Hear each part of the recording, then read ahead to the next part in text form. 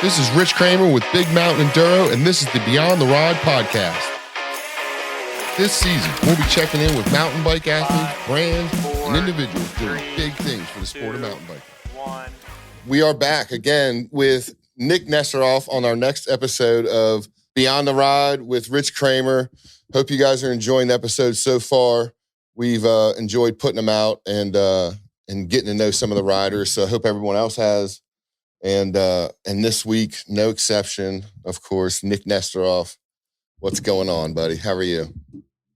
What's going on, Rich? I'm doing good. How are you? Thanks for having me. Yeah, man, for sure. Thanks for taking the time today in your busy schedule. I'm sure you getting ready to leave to go overseas soon? Yeah, I'm actually leaving later this week over to Tasmania for the first few Enduro World Series events. So, yeah, it's been pretty busy and we're leaving soon. So we're getting pretty excited for that. That's cool, man. Have you been working hard for that? Like off-season training kind of stuff? Yeah, I have been. It's been a little tricky just because these races are so early in the year. I mean, they're in March and we don't really have anything after that till the first BME in May. So it's a long season. We have to try to be ready for these, but also be ready for the races later in the year. So it's kind of different getting set up for these just because it is early in the year. But I've been working hard and just trying to do everything we can to be fit and strong and mentally there for these. And then, so been working hard and been really enjoying it. So that's cool. Yeah. If you look at the schedule, so it's coming up at the end of this month over in Tasmania. It starts off. Yeah, it's from this weekend. I think we're 2 weeks out. So it's coming up quick. That's cool. What do you think about this new format with UCI taking over from EWS and all that news? Does it affect you guys at all, or is this just racing as normal?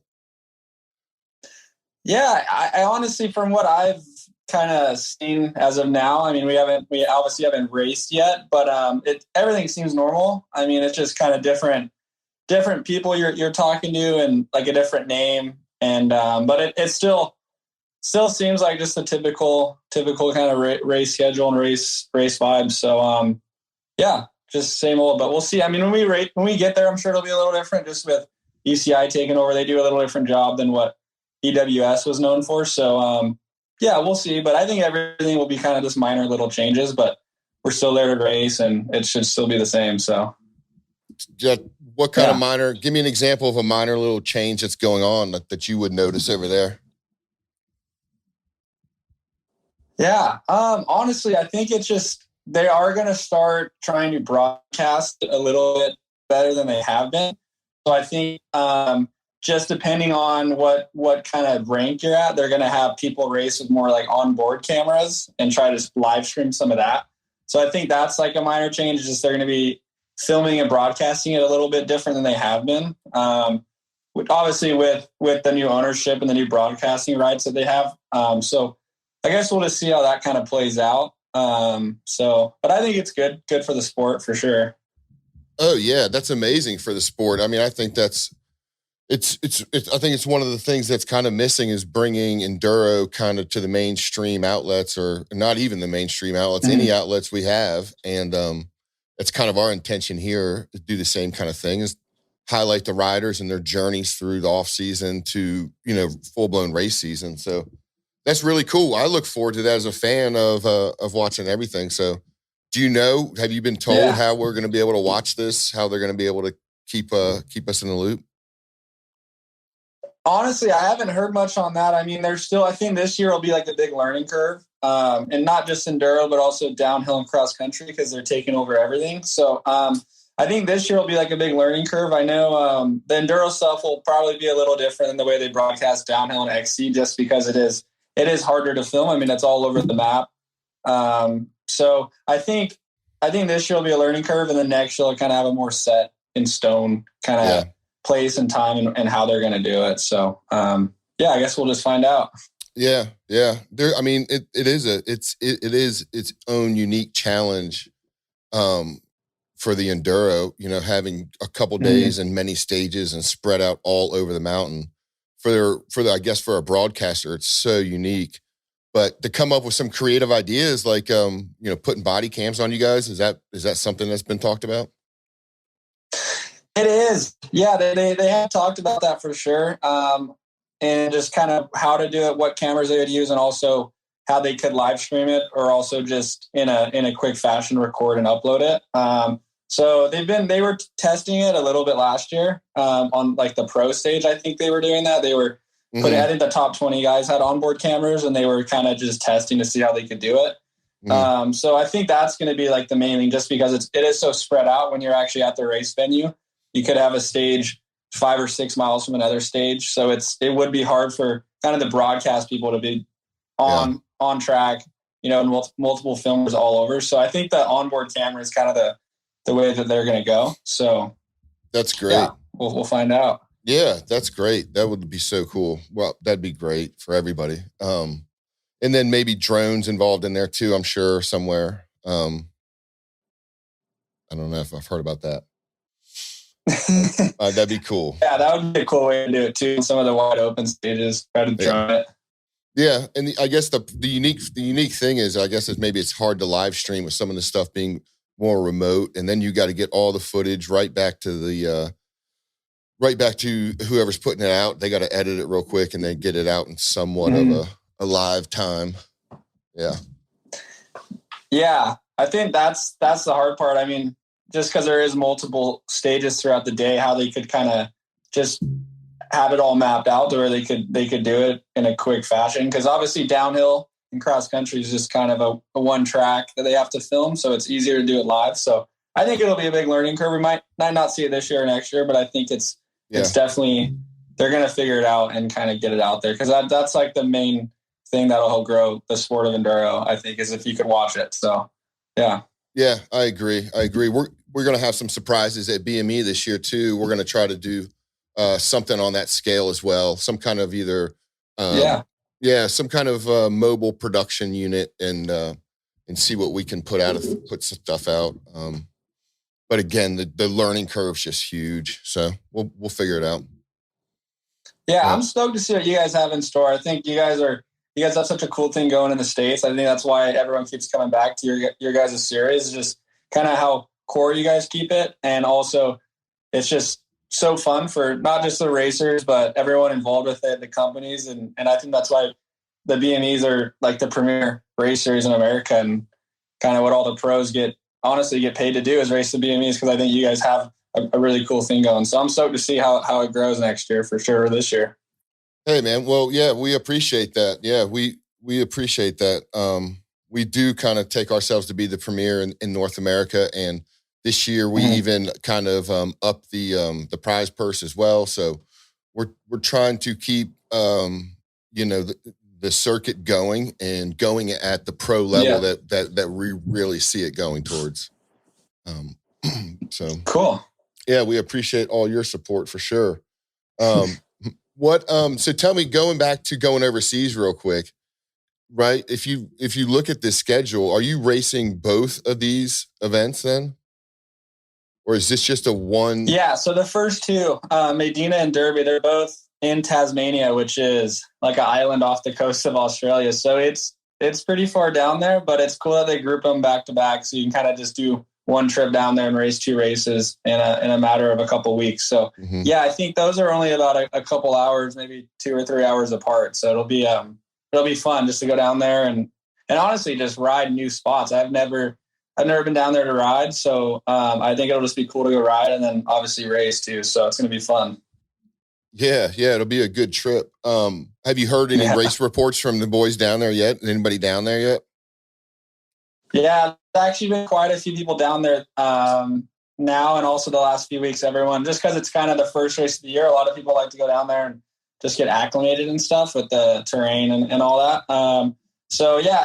I think they're both a little different. One's kind of more in the trees, a little more rooty, kind of like East Coast, like America conditions, like just greasy and a little bit more like clay based. And then the other one's supposed to be a little more dry and rocky, like the West Coast. So I think we'll kind of have 2 different types of races out there. So that'll be cool.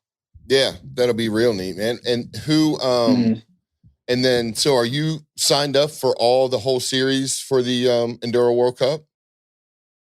So right now I'm planning on doing, I think 5 of the 7 of them. There's a couple in June that will be hard to make just because of the North American races. So I'm doing 5 of 7 of the EWSs so far, and we'll see if we do more of them. But yeah, I think there's a couple in March, the ones in Tasmania, and then there's a couple in September that are kind of on their own, so those will be easy to hit.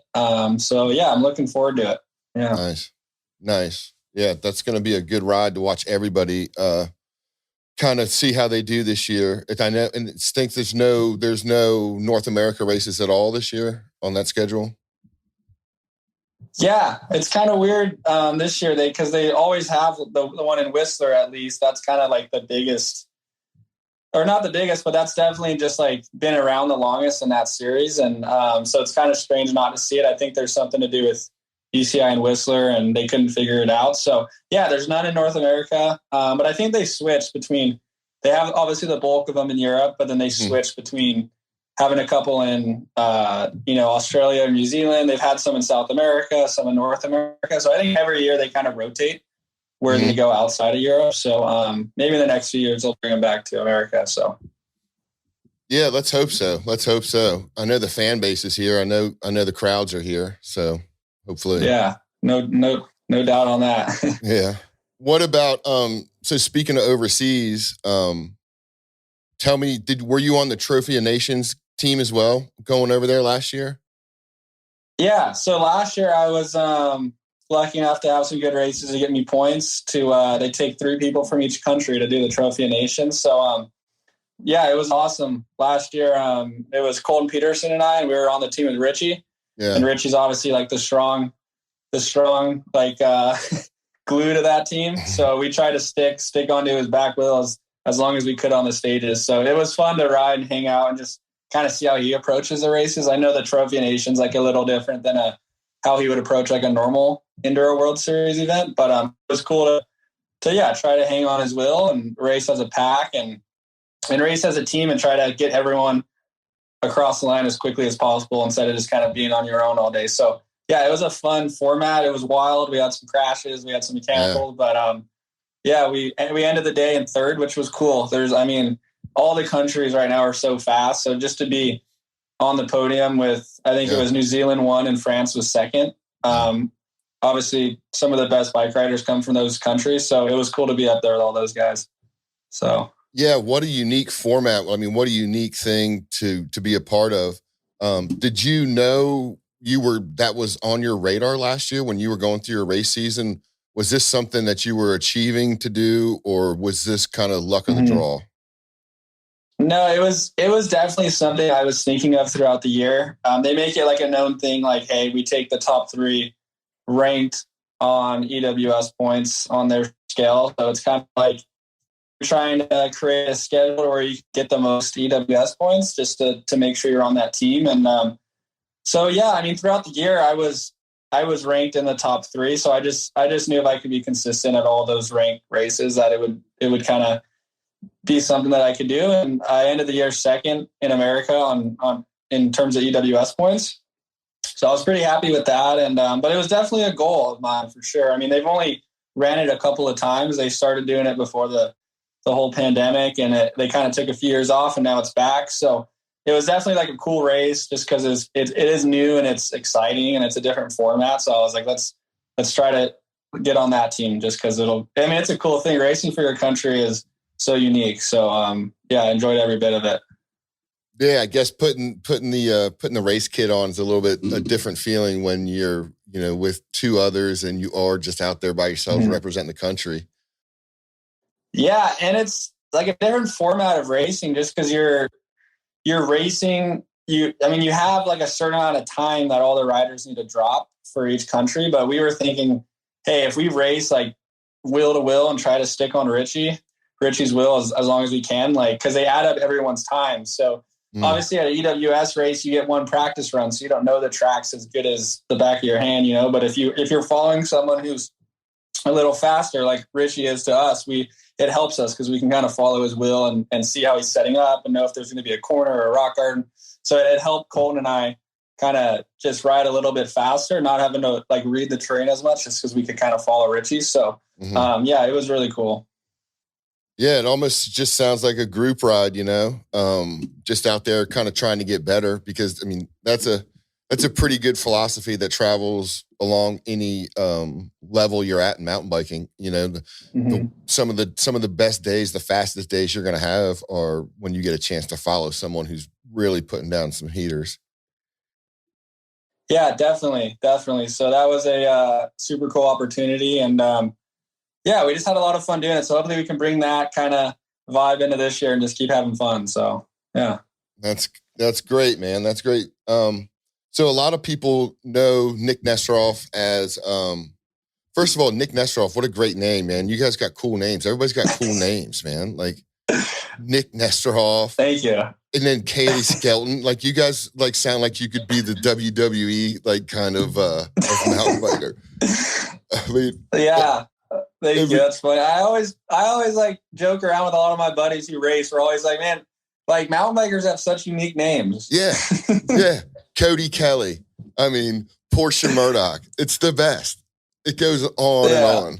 Yeah. And everyone's got cool names for sure. Yeah. And then of course, at the top of the list, there's Richie Rude. I mean, that's the sounds wrestler like a name. Superhero. Yeah, it does. Yeah, it does. It's the best. That's funny. Yeah. So people in my world know you as enduro Nik Nestoroff, right? We see you out there on the circuit doing enduro, and you first kind of came on some of our radars, mine especially last year. The first race of BME was Ironton, Missouri. And which you did really, really well at. What did you think about that place? What did you think about that place? Yeah. I mean, Ironton is so unique, right? Like when you think of mountain biking and mountain bike races in America, you think of the big tall mountains of the West Coast, or like the rooty, like tight tree sections on the East Coast. But when you're kind of in like, I guess the Midwest South, you're not sure what to expect, right? I mean, I've never gone to a place like Missouri before we started racing there. So I remember going in. I think that was our second year racing it, so we kind of knew what to expect going in the second year. It's really rocky. You have to ride a little bit different just to make sure you don't have any mechanicals, because it is so kind of tough on your bike. But they've done a great job out there building the trails. I mean, with the mountain they have, it's so fun to go out there and ride. And honestly, just the town that you're at, there's so much history. Like there was like a famous battle and the crazy Civil War history kind of in that area. So that was cool to go there and learn about that outside of the riding. But I think going to Missouri, it is cool. I mean, you don't really, like when you think about mountain biking, you don't think of Missouri, but then you go there and there's some gnarly trails that scare you and make it hard to go fast. So it's fun racing there. It was so unique, man. It was so unique. And then another reason, so I'm going to bring up something. I don't know if this has been brought up yet or if anybody's asked you this question, but I've got a little inside knowledge since I was working for BME last year. Let's talk about, you had some drama with maybe the race director and maybe fixing a bike when you shouldn't have been fixing a bike. Does this ring any bells at all? Yeah, it does. So there was a bit of altercation there. Because it was a backcountry event. So you're technically, if you're working on a bike and you need a tool that you don't have, you need to go to the pits to kind of work on a bike. And we were at the bottom of one of the stages, and I borrowed a tool from someone who, I guess it wasn't in like the right area to work on a bike. And it caused a bit of like, it just brought up, I guess, like a gray area, which was kind of good, because I guess I got like an example made out of me that, hey, if you need to work on a bike in a sanctioned area. Luckily I wasn't changing any pieces that you're not supposed to. I was just doing a bolt check. So, but I think it was good. There was like a little gray area that needed to be talked about and brought up. So, which it did, and everyone heard about it. And, it was all talked about and settled and agreed on. So I think it was good. And everyone I think the rest of the year, everyone really stuck to like the rule book, which is good, because I mean, it's mountain biking. You're out there in the hills, and like there could be rule bending, I guess, between racers, but I think it was good that he kind of kept everyone in check. So I guess if I'm the one that needs to be made an example of, it's fine. I'll bite the bullet, and we'll all move on. So, well, yeah. I think everyone definitely moved on, but the way that you kind of stood up and helped the situation move along, that was really stand up of you, because it was really interesting, because I know that part of moving forward with it was you kind of had to clear it by some other racers. Is that right? Yeah. So I guess just because there was a bit of a gray area, they wanted me to talk to I think it was talk to all of the top 10 racers and get everyone's opinion and stuff. And which I did, which was it was a 2-day event. So in between the 2 days of racing, I was talking to, not only my friends, but also competitors in the sport. So that was kind of unique, but everyone was like, yeah, man, we got to get the rules cleared up. So everyone was kind of on board, and I think BME did a good job, and everyone handled it well, and we all moved on. So, no hard feelings for anyone. No, nothing but stand up vibes from our team. And it was the reason it was a little bit, nerve wracking and stuff too, because we knew that we had heard of something that we were going to have to address. But then the situation that you were doing so well in that race, that was the other thing, weighing on our minds and going, well, if he pulls this out and wins this, then the controversy could grow even further. So way to go on just dealing with it and moving on and, really laying down a great race weekend. Thank you. Yeah, that was kind of the tough thing too, is I was happy with how the first day went, and I'm like, hey, regardless of how that whole situation plays out, we still have a second day to race, and we have another 4 to 5 stages or whatever it was. So I was like, I got to keep my head in the game and go race and make sure I make it out safe and healthy and race hard and good. So yeah, it added a little curveball, but it's all good though. So I'm glad.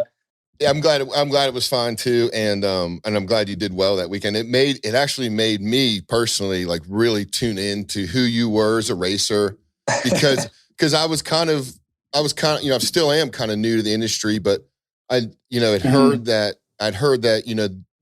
Nick had come from a downhill background, and he's out here really trying to charge in the enduro world, and I guess. Yeah. To me, and still is, just a little bit of a fresh idea, I don't think you're the only one doing this, but it seems to be that you're one of the top that is doing this and doing it well, kind of a 2-sport career. Thank you. Yeah, the last few years were a bit of a juggle between racing downhill and enduro. Going into this year, though, I'm focusing full on enduro, and I'm not racing any more downhill, which is something that I've been thinking of a lot the last few years, just because I've been enjoying the enduro stuff so much. So it's might as well do what you enjoy. And so, yeah, it's definitely a learning curve, though. The training's different, the preparation's different, and the racecraft and strategy is definitely different. So, I'm stoked, though. It's enduro so fun. I mean, you're just out riding all day, riding really good trails with your friends. So it's how could you not like that? Yeah, I agree. I mean, I agree completely. And then you also get the fact that, if you do have a mishap here or there, you do have some redemption runs and a chance to really push yourself when it's needed. Definitely. There's a lot more room to not only make mistakes, but also overcome it and have good stages following that, just to try to revamp your weekend if you do have a mishap or a mistake. So yeah, it's a very unique type of racing, and I think that's what draws people in. A lot can happen out of your control, so it's all about maintaining a good mindset and coming about and bouncing back from that. So yeah. And then so last year, I mean, you say you're not going to do any downhill. I look at, if it's all right, man, I'm going to look at some of your records with you. I have a way to kind of pull up some stuff, and look at this stuff. Roots and rain. Man, is this website not the best? This website is it's the best if you want to look at someone's career straight up. Yep. It puts it all out there. It's all out there, man. Yeah. But what speaks to me out of this is, in 2022, you did not just enduro, but you did downhill too, with a total of like 22 events last year. I did a lot of racing last year. I mean, there's a couple local stuff to start the year off, but I mean, once the main bulk of the race series started up, or race season started, I was pretty much on the road for like 5 months, racing at least 3 weekends a month. So yeah, it's pretty busy, but I mean, that's what I love to do. It's what I'm doing right now for a living. So it's like, why not race as much as possible? So yeah. So will you put a hold on some of the downhill then this year for sure? Yeah. So I'm fully going in on enduro. Main focus is enduro. And so, yeah, I think still a lot of people are like figuring that out, that I'm like, I'm not racing downhill anymore. I think it takes a bit for people to get used to, but I mean, it's part of the evolution. A lot of people go through that. They transition to enduro just because with a good downhill background, if you can get your fitness up, I mean, you have the best of both worlds. And I think you're kind of built for enduro. If you can keep that intensity that you grew up with in downhill, I think it really helps if you can turn that into what you need for enduro. It's a good kind of background to have. So yeah, it's got to be one of almost the best background, because it seems like the downhill guys are the most comfortable with the big terrain, the big speed, and then doing it run after run after run. Yeah, and not only that, but also just the nerves, because downhill you have one shot. So you're so used to being in a high stress situation that when you kind of get used to having room for mistakes, you're able to race a little more like yourself, because you're used to just such a high stress situation. So the enduro just you're able to be a different rider and racer, which I think is like a very like attractive thing for racers, getting to do that. So yeah, it's awesome. That's cool. Where's the money better? Downhill, enduro? Where's the opportunity better for someone like you? Yeah, I think it's just, I mean, it doesn't really come down to, I guess, like what discipline you're racing. It comes down to obviously results is a huge thing, but also the companies you're riding for, the type of person you are, and what you can provide outside of racing. If it's content, if it's doing coaching camps, if it's doing just cool things that the companies you ride for like. I think it's all different for everyone. So I think it obviously just starts with how good of a person you can be on and off the bike, and then obviously the results and all that filter. But I think there's like equal opportunity in enduro, downhill, XC. It's just kind of, it's how it all plays out. And I mean, it is a business at the end of the day. So you have to be kind of business like-minded when you are approaching companies and all that. But at the end of the day, yeah, it's mountain biking, and it all plays out after how much effort you put in. So, yeah. Well, you bring up a couple interesting points, and I think one of the things that fascinates me about you and how I kind of want to dig into this next part. So the way that you market yourself, what you just said is very important. The way that you putting yourself out there on social media, and the way that you're becoming available as an athlete, but not only that, as a person off the bike.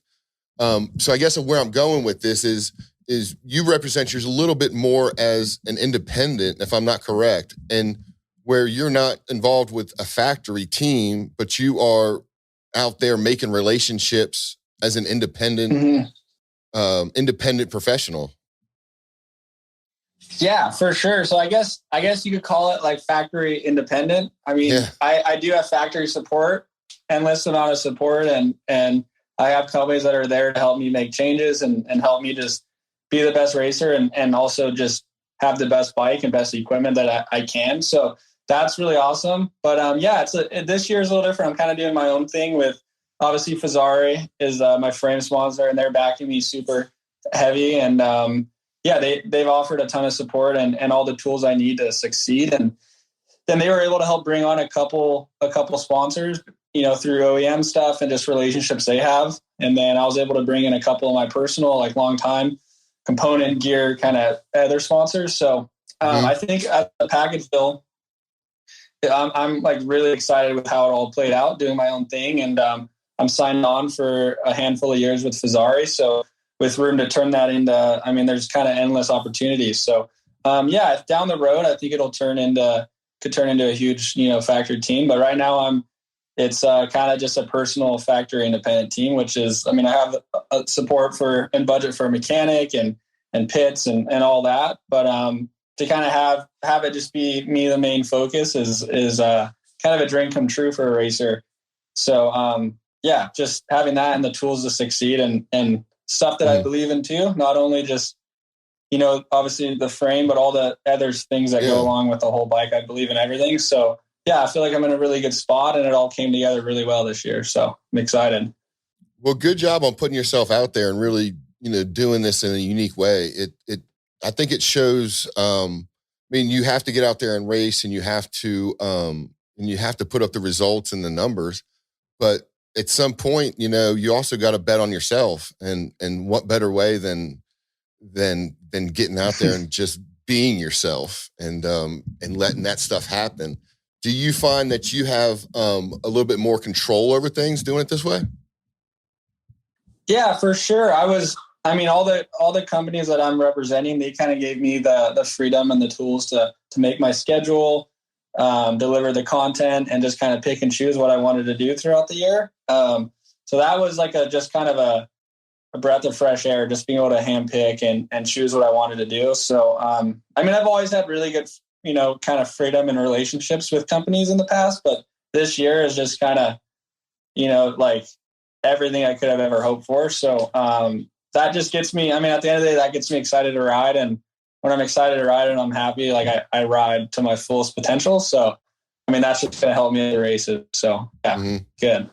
And then in the same breath, are you your own manager? Are you your own agent? Are you that kind of thing as well? Mm-hmm. Yeah. So, I started working out this program like middle of last year, and it was a lot of work to get it all into place. And while I was racing last year, so I'm really happy with with how it all played out. But yeah, it was definitely a lot of work, just making sure I could get everything kind of just like talk to the right companies and get everything dialed in and everyone on the same page. So Fazari was a huge help though. Helped me out with some personal deals and all that. So they were a huge help and a huge backing to get me on board and to keep me stoked and ready to race. So a huge shout out to them, because they definitely helped me out a ton, just lining some of the other deals up and stuff. So that's great. Yeah, but a lot of it, it all does come down to me though.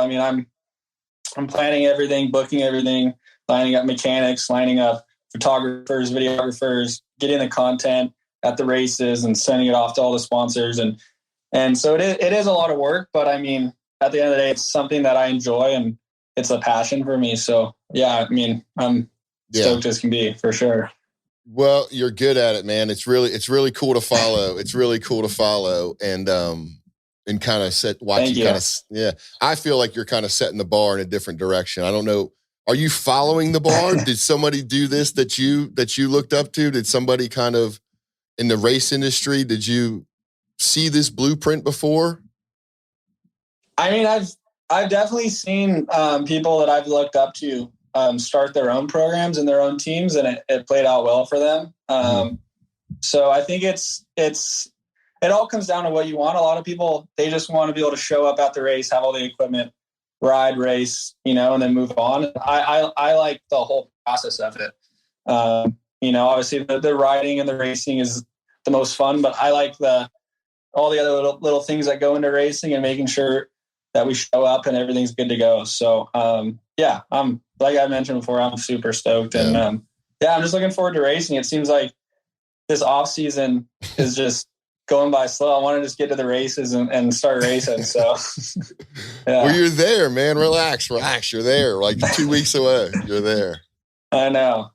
So, it's going to be so good just to get on the road again and just get out there and get loose and travel. And will you have a lot of practice time when you get over there? Yeah, you have a couple of days to ride and get used to the terrain and all that. But once you're on the actual race stages, you get one run on each stage. So you got to be ready to go. You got to have your GoPro recording, so you memorize all the tracks, and then you kind of just wing it. With one practice run, you there are sections you can't fully remember. So part of it is just kind of trying to read the terrain as best as possible. But yeah, it's a good skill to try to learn. Yeah, on the go practice, on the go memorization. Terrain is do you guys is a big popular way to train and get this memorization done? Is it to go with the GoPro method, kind of record everything and then digest it later?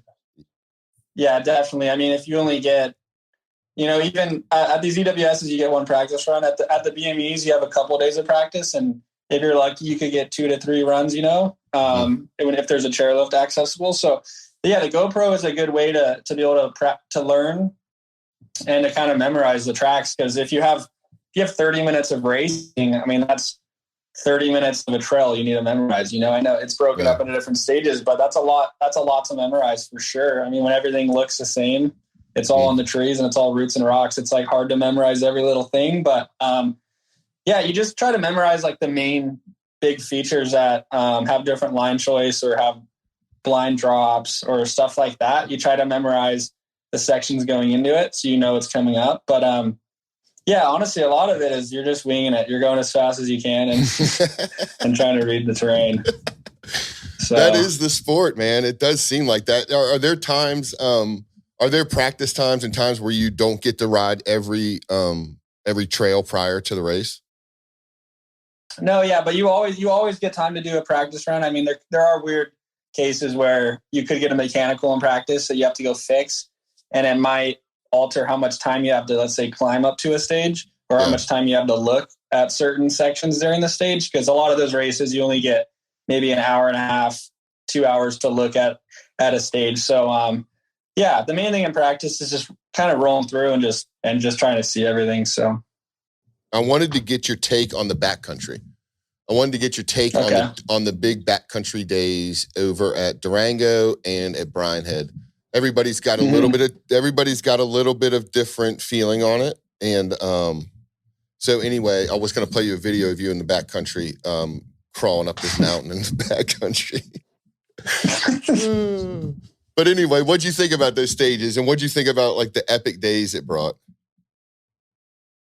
Yeah, I'm all for those epic days and like the long backcountry days. I think it brings a lot of like a different type of riding that you can have. I mean, you have a lot of those places like Bryan and Durango, you have a bike park, then you have backcountry, which is totally different from the actual bike park. So I'm all for it. I mean, Bryan Head in particular had some pretty physical backcountry stages. I mean, you had some that were, one of them was really, really long and flowy, and then the other one had quite a bit of pedaling and some climbing on it. So I think it threw in a mix because then the rest of the bike park stages were gnarly and rocky. So it did have a little bit of everything. And then Durango, I mean, I think the backcountry one there was, I mean, I might be wrong, but I think it was like 16 minutes. So it was, I mean, that was a burner. Like racing and focusing in on a 16-minute stage is pretty gnarly. So I think it's a good kind of mix during those venues where you have the bike park stuff to throw in the backcountry stuff. So you just have like a complete 180 from the other stages is, I think it's a pretty cool addition for sure.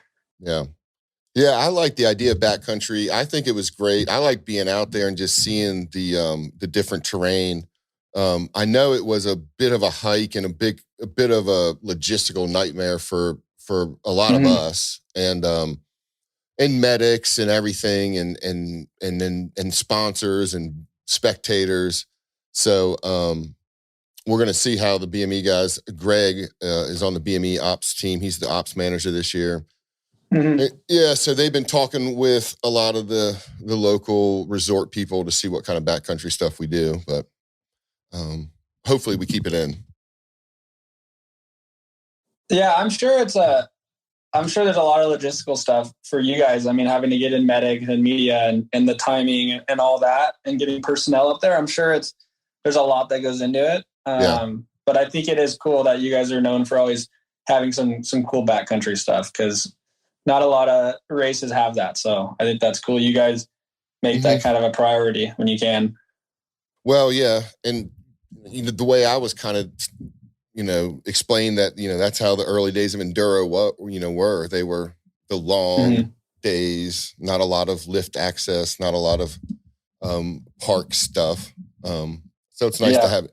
It was nice to see both. I liked them both. I like both sections. Yeah, for sure. So moving on to one of our brine head features, I want to show you a clip of something, and let me know what you think about this clip. And did you practice for this one? And what do you think about this roll-in feature here? You remember that one? Oh yeah, that was a gnarly section.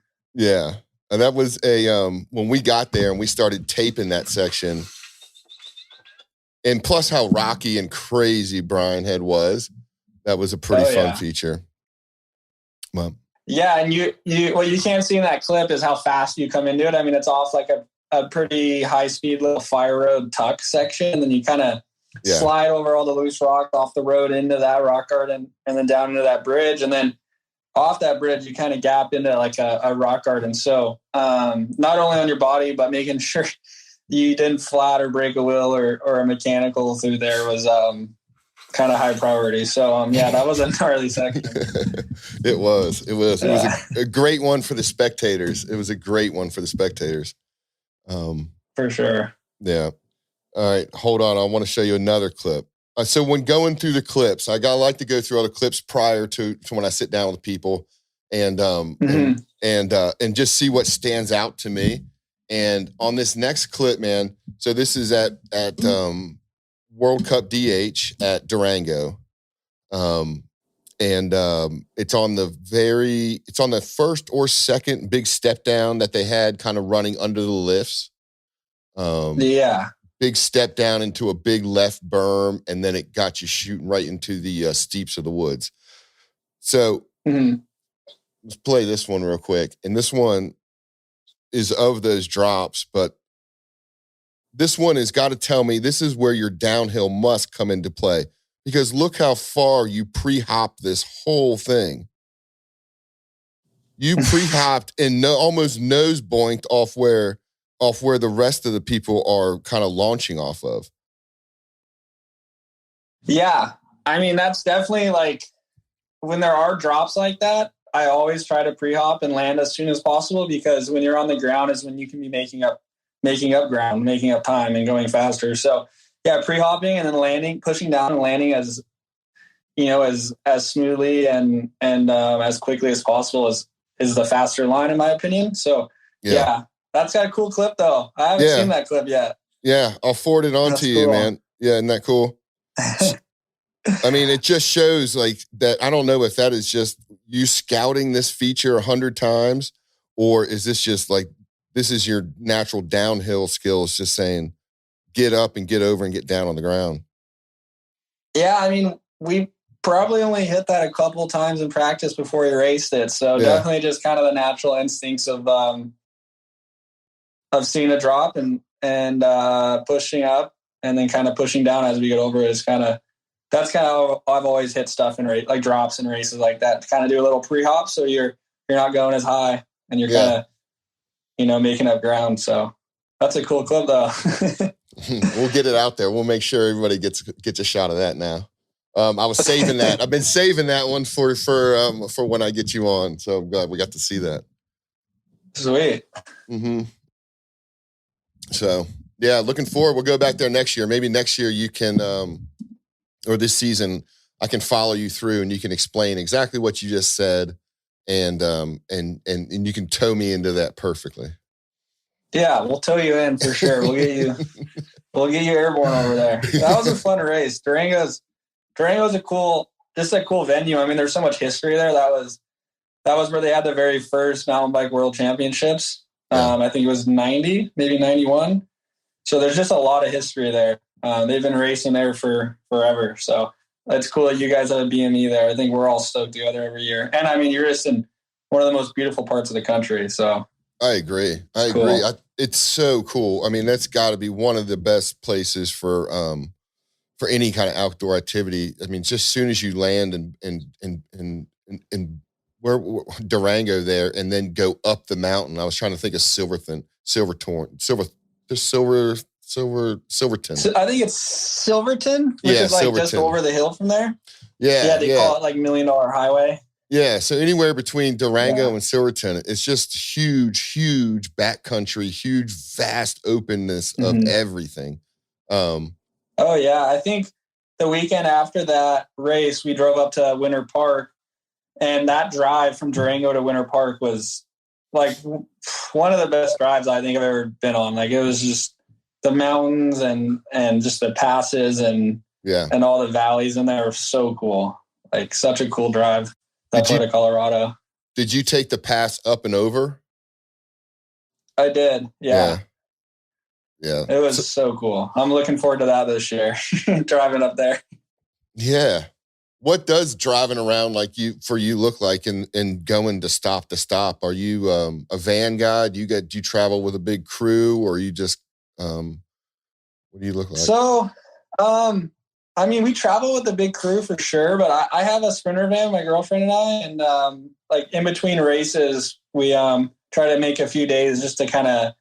I mean, we do ride in between the races if it's like back-to-back weekends, but we try to take a few days just to go sightsee and see what every place we get to go to has to offer. But yeah, we're in a van, and then obviously if it's too far to drive, we fly. But I like driving everywhere. I mean, you get to see way more, and you get to bring more bikes, and we always have our dog with us. So I was just gonna say the dog. Yeah, what's your dog's name? Yeah, we like to ride with her. She's a good trail dog. So that's why I like to drive to as much stuff as we can for sure. So.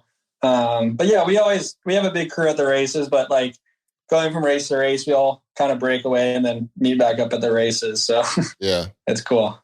Where's home for you then? Where's home base for race season? San Diego. Okay. Have you always been there? Yeah, that's where I was born, and I haven't left. All my family's left, but I've stayed here. Yeah. Is it good for training and off season, or is there just something else that keeps you around there? It's a little bit of everything. I mean, obviously where you grow up is like where you feel most comfortable for most people. And I mean, we have really good mountain biking here. It's nothing that you would see ever at a race, or maybe not the best to prep you for a race, but the fact that you can ride year round and the weather, it never gets, like snowed out or really, I mean, we have a couple days a year where we can't ride if it rains too much, but I mean, you can always find somewhere to ride, and the weather's good. So I think just for training and getting ready for races, it's a good spot to be. We don't have like massive hills, but we do have stuff that, I mean, that a lot of fast racers come from SoCal. So there's something here that, I mean, gets you good on a bike. So. And the moto too. Do you ride moto as well?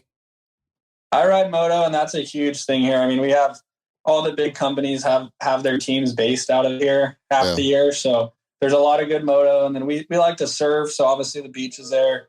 So, I mean, if you're an action sports person, it has a lot to offer for sure. Yeah. I bet. It sounds like it's the mecca for all that stuff. Yeah. So growing up there with all that going on, what was your go-to as a Grom? Like, what were you into back then? I mean, I started racing mountain bikes when I was 9. So as long as I can remember, it's always been bikes. But I played every type of like team and ball sport growing up. And I think, I don't know what it was. I mean, my dad rode. So I think it was a way for my dad and I to go spend time together, was to go ride and stuff. And I think obviously you want to do what like your dad wants to do. So the fact that he rode, that really like drew me to riding, and he was super supportive and when I wanted to race.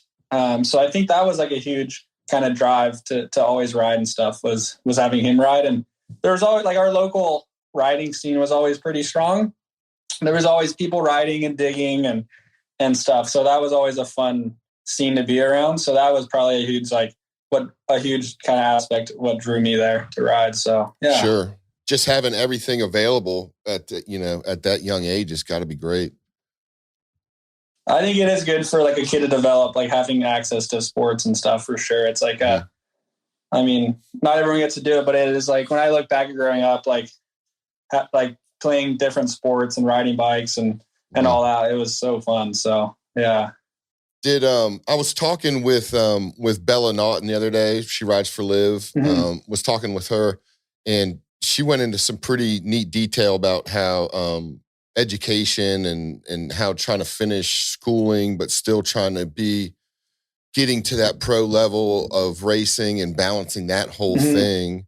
Did you experience similar things? Like, what was your experience like growing up, I guess in the high school years mostly, and also trying to be competitive? I guess I had like a unique way I went through high school. I did my first 2 years of high school at like a full public school. And then my parents always said if I like got on a factory team that they would let me do like an online school. Okay. So I think I was 15 and I got on a factory team with Intense to race World Cups as a junior. And so they held true to their word and they let me do online school, which obviously as a kid, I was stoked because then I just got to ride all day. Yeah, it's gotta be great. But so I think junior, senior year I did it online. And that was like a good just like alternate route where I could still finish school, but then I could still focus on racing and making sure I trained and did what I had to do there. But then after high school, I did a couple years of college, and I'm kind of on hold right now. I mean, racing's taking off, and I'm so busy with that it is my full-time thing. And when racing does kind of slow down in the future, I'll go back and kind of finish off college and stuff. But it is. It's definitely tough to balance both. I mean, racing's like it's a 24/7 thing, so it's hard to balance it if you are doing school and stuff. But I mean, if it's your dream and you want to make it work, you got to make it work. So, sure. But yeah, everyone definitely has a different kind of route and story they took with school. But I was pretty lucky to be able to do. My school offered an online program, so I was able to like stay in the same school district and just bring my laptop everywhere. So, yeah. Did you find it hard to stay dedicated and diligent to getting that stuff done, or was your mind just all on racing? So a little bit of both, because my school was they basically said like, hey, like the quicker you work, the quicker you're done with school. So I actually graduated like a semester early. So I guess my motivation was get school done as quickly as possible so that I could go ride. And so, because I just love to ride. So that was like, hey, if you get this done, you can go ride and focus on racing. So I guess I didn't really have a problem with that. It's kind of a good motivation, in a way, actually. I mean, it's a good motivation. You had motivation to get to a factory team, and then you had the motivation to stay on a factory team, and then just be done with the school too. That's kind of nice. Like get done at your pace kind of and be done with it. Because I mean, when I was 16, I started racing full-time, racing World Cup. So it was like I was gone for 3 or 4 months during the school year. So it was like if I wanted to do that, there's no way I could, I could finish school at like the normal route. So luckily I was able to do that because I was able to do both at the same time. So, yeah. That is unique. It's something that just kind of got tuned into me. I think I heard Cody, I can't remember who I overheard talking last season about that. And I was like, oh, that's pretty unique struggles that I'm sure all these young riders have gone through or are going through. Mm-hmm. What about, I mean, if you're trying to make it go ahead. As a mountain biker, like you're gone so much starting in March, April, which is like during your school year. So, you got to make it work somehow. So Yeah. And then you mentioned college too. What's that about? Are you interested in a field? Where did that kick off? Yeah. So I've done 2 years of just at a junior college to get a fire science degree to one day becoming a firefighter. So that's kind of like my goal after racing. But there's only so much you can do while racing. And I've kind of got to a point where I either race or I go do school full time, but I'm still really young. So, just focus on racing for now. School will always be there. So I'll come back to that, down the road. So that's kind of, as of now, just throwing all the eggs in the basket for racing. Nice. Well, that's good, man. I think you're going to have a great season. Enduro definitely seems to be right up your alley, and it's cool. It's cool to watch you just keep going and going and going. And then are you signed up for all BMEs this year? Do we get to see you at all of them? Yeah, I'm going to all of them, just like the last few years. I love them. They're such fun races. I don't want to miss them ever. So it was fun, man. It was fun getting to know you. And so you seem to be one of the riders that always showed up early and then kind of stayed around later. And what I was saying is that it was nice sharing a couple beers with you a couple times. It was nice getting to know you this season. And you also had the fun privilege of living in the condo above the entire BME crew at Durango. Yeah. I mean, going back to like the beginning of your question, like I'm lucky enough to do it full time right now. It's my main time thing. So when I'm on the road in the summer, I want to be the first one to the venue and the last one there, just because it's such like I love it so much. And the places we get to go are so fun. It's like spend as much time as you can there while you get the chance to do it. So, but yeah, in Durango, we were my crew is staying above your crew. So that was fun. Just like going you guys all week, our patio was above your patio. So yeah, after the race, that was such a highlight getting to hang out with you guys. And I mean, I get to talk to you guys, all throughout the weekend and race, but like just after the race was done, you guys were kind of just like not, you guys were just hanging out, having a good time. And that was cool to be able to hang out and enjoy that with you guys. That was cool. That was definitely a highlight of the year. Yeah, it was fun, man. And yeah, I remember you trying to help and educate me and assist me in loading my bike into the luggage for the last time. It was crazy. It was fun. Yeah, I think you were packing your bike super late that night because you had like an early flight, and I was like, I'll help you. Let's do it. I pack bikes like 100 times a year. Yeah, that was a lesson to me. Don't wait till the end of the race last night, hours before the flight home. Like, get it done early. But oh yeah, before a trip, I pack my bike like 3 days before just so I can like not have to worry about it the day. Normally, like I pack it the day of the flight, but now I'm getting wiser. I'm like, all right, I'll do it as early as I can, so I don't have to worry about it. Yeah, that's smart. That's an educated man. See, I'm not there yet. That was my. I'm still getting there. This year, I'm going to leave the bike on the trailer. It took 8 years, though. Yeah. So going back to bikes, man. Going back to bikes. Let's talk about Fazari before we get off here. You're with Fazari this year. That's a kind of a big move from KHS to Fazari. What happened there? What prompted that move? How did you get hooked up with Fazari? And tell me a little bit about how that went down.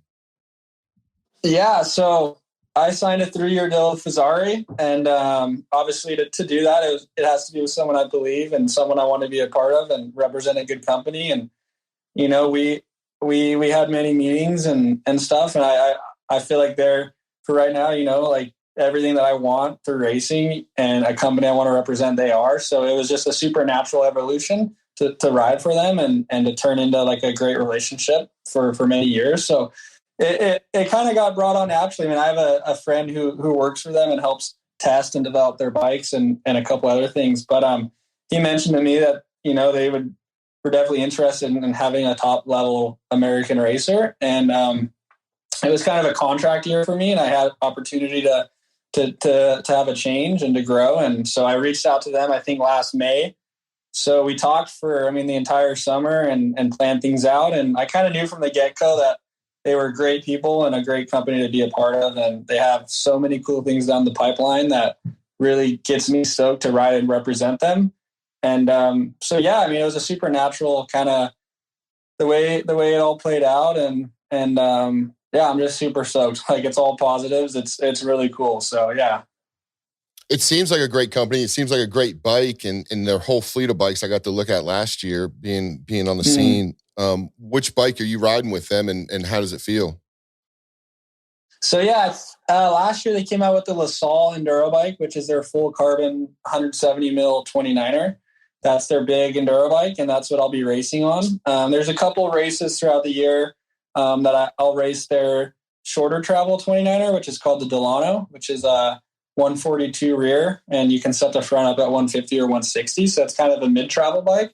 So depending on the race venue and tracks, those are the two bikes. And And then also they just came out with a really, really, really sick e-bike. It's pretty much the same kinematics as the 170 Enduro bike, but it's an e-bike and it has the Shimano motor. And that's like almost my everyday bike. Like I just get out and burn as many laps in as I can on that thing. The e-bikes are so fun. And the fact that it rides just like the bike I race on it's a really good training tool to have. So yeah, they have a great line of bikes out right now, and they have some really cool things down the pipeline too. So yeah, this e-bike looks sick. It looks so great. And just to watch you be able to go over like jumps like this on it with no problem.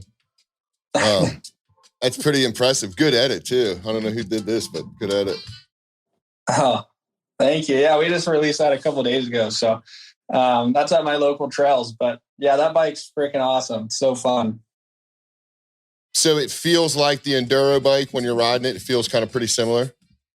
Yeah, it's it's the same kinematics and the same suspension platform.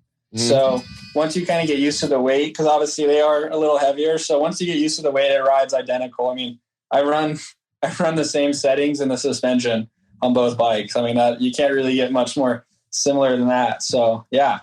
That is cool. I don't know if you can see right now, but I got the whole video playing right now.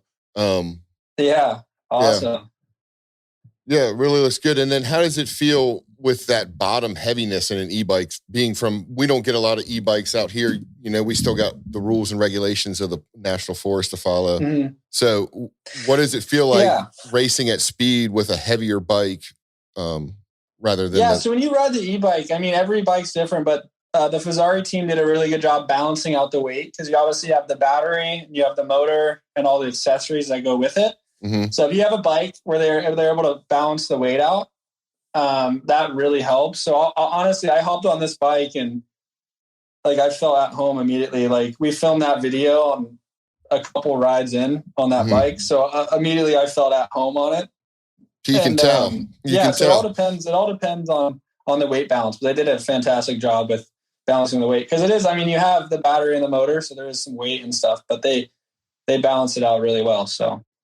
And what's the charge life on that thing?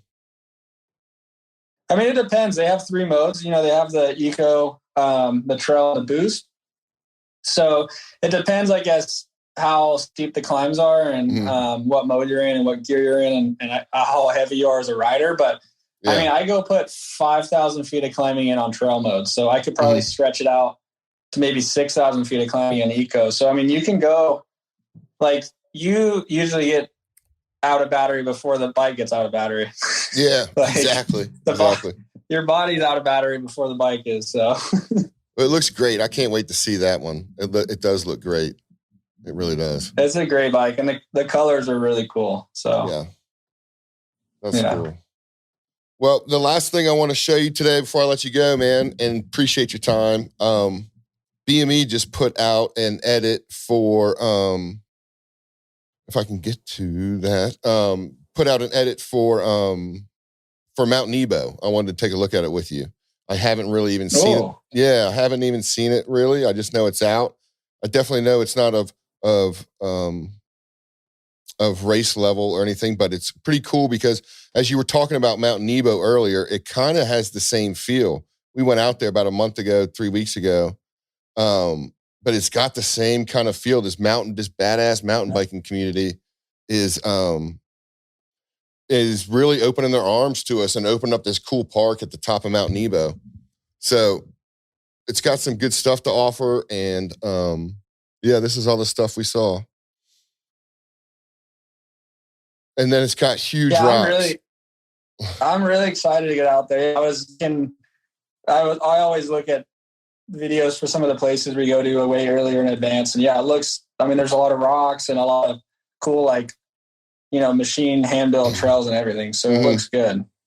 Yeah. We went down there a couple of weeks ago, like I said, and met with the whole trail race crews, and they're just out there doing a great job. That's pretty cool. neat. Yeah, I'm sure they're super excited. Yeah, the whole town is, man. We went down to the bike shop. We went to the restaurants, the bars, and I think it's definitely one of these towns that's going to, you know, be very welcoming, very happy to see us.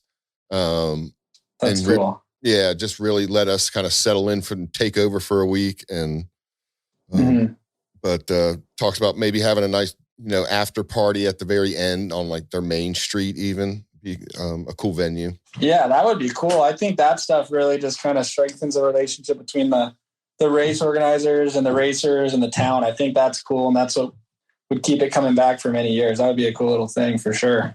Yeah. I think we're going to try to do more of that this year. One of our goals at BME, getting this kind of media thing going and getting exposure going to BME is not only exposure to BME, but also the riders and the racers that are out here. So, look for us to do some kind of like autograph sessions with you guys if you're willing. And who knows? Definitely.